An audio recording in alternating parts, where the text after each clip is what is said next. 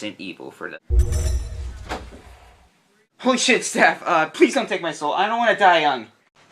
Look, I see people review Resident Evil and Silent Hill every Halloween, and I want to do something different. What do you mean? I want you to review this. It's one of my favorites. Dante's Inferno. Well, this game looks promising.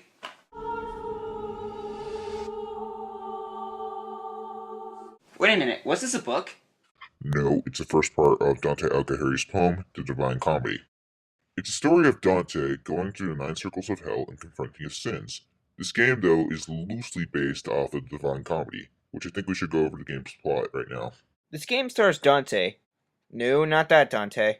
Or that Dante. This Dante. Who starts fighting death after a battle. Which, well, he's pathetically easy. By the way, Def, where's your Def Psych? I don't have it. That's because we have no budget. What? Nothing. So after that, we see Dante come home, where we see his father dead, his wife dead, and his wife's soul taken into hell. Why does this happen?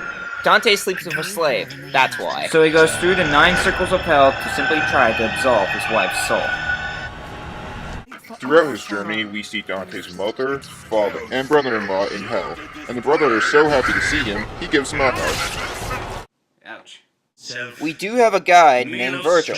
No, not that Virgil. Man, many similarities to Devil May Cry. He basically tells you about the area that you're in and some history about it. The Wheel of Fortune. Wheel of Fortune? Oh my god, do I spin the wheel? Do I spin the wheel? No, you idiot. Oh man. We also have this asshole throughout our journey named Lucifer. He taunts Dante throughout our journey by telling him his sins and what he's done to his wife. And it is satisfying to kill him as the final boss. Let's talk about the ending.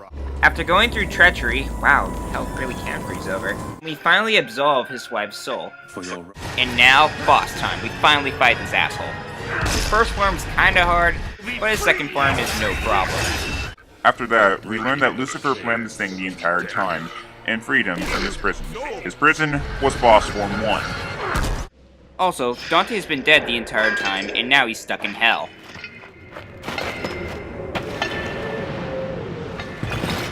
When we defeat Lucifer, we throw him back into his prison. And now Dante is absolved. Where? To be continued? Really?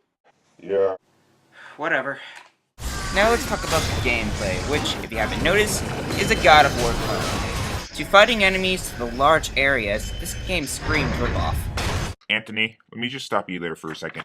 Just because something's a ripoff doesn't mean that it's bad. Sure, it's unoriginal, but that doesn't mean it's still enjoyable. Yeah, you're right, Jeff. But I do admit, some ripoffs are complete shit. Hell, I think it came out around the same time as God of War 3. Yeah, it came out a month before God of War 3. This game is your basic hack and slash type game. Like I said before, you have the Death Psych, but you also have this cross power-up, which, by the end of the game, feels a bit overpowered.